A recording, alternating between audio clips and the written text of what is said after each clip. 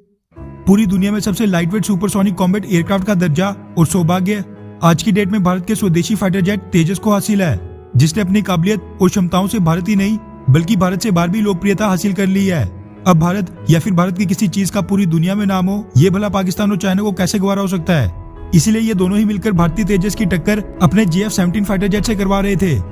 जिसको पाकिस्तान और चाइना दोनों मिलकर ज्वाइंटली मैन्युफैक्चर करते हैं। अब ये चीज तो गली गली में सबको पता है कि तेजस हर मायने में JF-17 से बेहतरीन है, लेकिन पाकिस्तान और चाइना अपने फाइटर जेट JF-17 को अपग्रेड करने के बजाय बेईमानी तरीके से इसकी तुलना तेजस फाइटर जेट के साथ ऐसे कर रहे हैं मानो उनका JF-17 कोई 5वीं पीढ़ी का स्टेल्थ फाइटर जेट हो।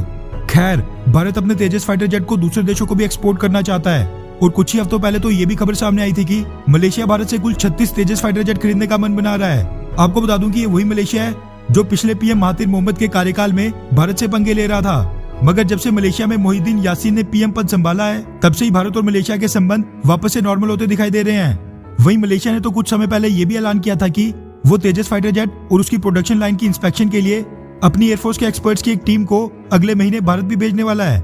बस फिर क्या था, पाकिस्तान ने उसके बाद से अपना प्रोपेगेंडा करना शुरू कर दिया था और मीडिया में कई तरह के आर्टिकल्स आने लगे थे कि मलेशिया के लाइट कॉम्बैट एयरक्राफ्ट के ऑर्डर के लिए फाइनलिस्ट पाकिस्तान चाइना का JF-17 और साउथ कोरिया का FA-50 है, और इन्हीं दोनों के बीच में नेक टू नेक कंपटीशन चल रहा है। और भारतीय फाइटर जेट तेजस को तो मलेशिया कंसीडर ही नहीं कर रहा है, लेकिन अब पाकिस्तान, चाइना और बाकी के प्राइवेट प्लेयर्स जो तेजस के खिलाफ दुष्प्रचार और नेगेटिव कैंपेन चला रहे थे, उनको सबसे बड़ा झटका खुद ही मलेशिया ने दे दिया है। दरअसल इंडियन डिफेंस रिसर्च वेबसाइट के वाले से मीडिया रिपोर्ट सामने निकल कर आ रही है कि मलेशियन ऑफिशियल्स ने JF-17 और FA-15 के फाइनलिस्ट होने की मीडिया रिपोर्ट्स को पूरी तरह दरकिनार कर दिया है और कहा है कि इस तरह की मीडिया रिपोर्ट्स पूरी तरह बेसलेस हैं। रॉयल मलेशियन एयरफोर्स के अधिकारियों ने यह बताया कि एक बेहतरीन लाइट कॉम्बैट एयरक्राफ्ट जो मलेशिया की सभी जरूरतों पर खरा उतरता हो, उसके लिए वो कोई एक दो नहीं बल्कि सभी प्रपोजल्स को कंसीडर कर रहे हैं। उन्होंने कहा कि सभी प्रपोजल्स की इवैल्यूएशन अभी भी ऑनगोइंग प्रोसेस है, जिसको थोड़ा और समय लग सकता है। मलेशियन एयरफोर्स के अधिकारियों ने यह भी बताया कि उन्होंने तो अभी तक सभी लाइट कॉम्बैट एयरक्राफ्ट के प्रपोजल्स को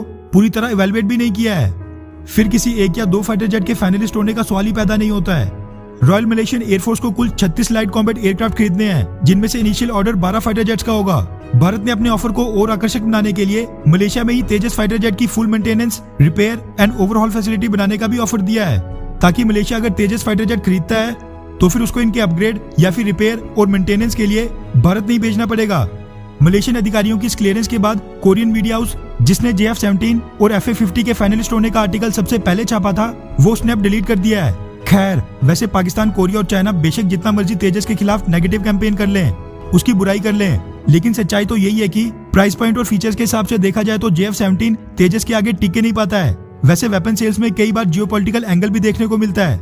ऐसे में मलेशिया कौन सा फाइटर जेट खरीदता है, ये तो आने वाला समय बताएगा। लेकिन आप नीचे कमेंट करके जरूर बताएं कि तेजस कौन सी जनरेशन का फाइटर जेट है, 3rd, 4th या फिर 4.5। अच्छा सुनो, चैनल को सब्सक्राइब करो, उसके बाद घंटी बजा देना ताकि अगली वीडियो आपसे मिस ना हो पाए। Thank you.